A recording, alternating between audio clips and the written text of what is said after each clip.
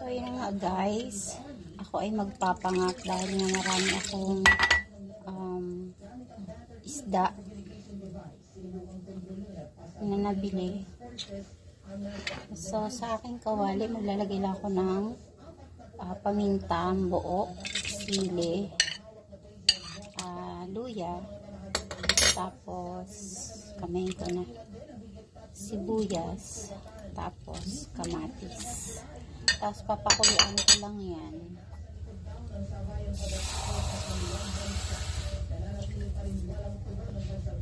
Pakulaan ko lang.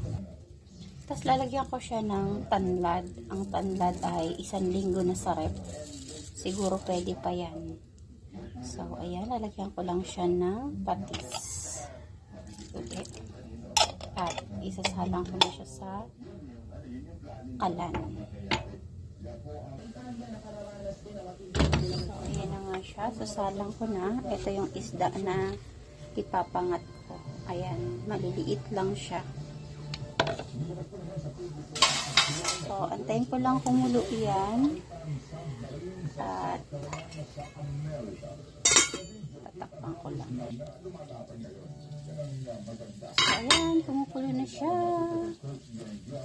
At ilalagay ko na ang isdang maliliit. So, ito, isda.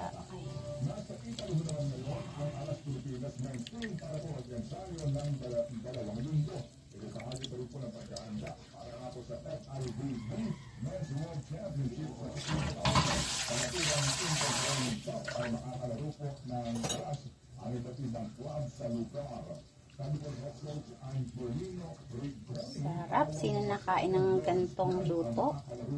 Or anong tawag ba sa inyo ng ganitong luto? Ito ba'y kinamatisan o pinangat?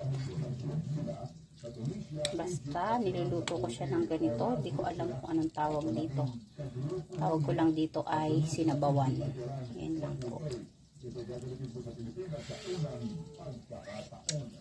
Sarap. Lasan-lasa yung tanlad. Dagdagan ko pa siya ng patis.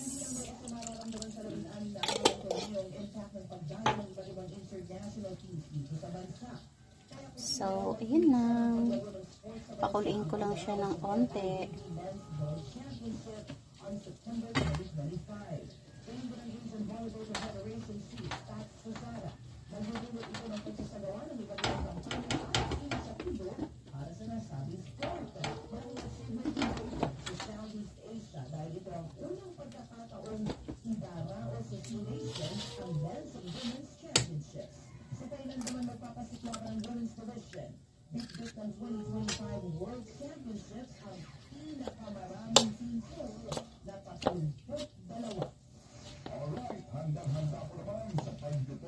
WBC minimum weight belt sa araw ng Linggo ang Pinoy boxer na si Melvin Jerusalem. Makakaharap niya ang undefeated Mexican na si Luis Castillo sa Mandaluyong College Gym. Pinigil naman ang defending champion na kanya ibibigay ang lahat para po kanya makangalaya. So, patayin na natin yan kasi baka madurog yung isda. Madali lang po yung maluto kasi maliliit naman siya. So, ayun lang.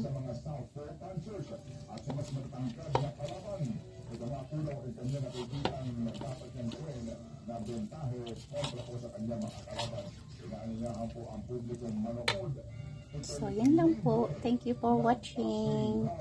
And please don't forget to like and subscribe sa aking YouTube channel. Bye-bye and God bless. Thank you so much for watching and thank you so much.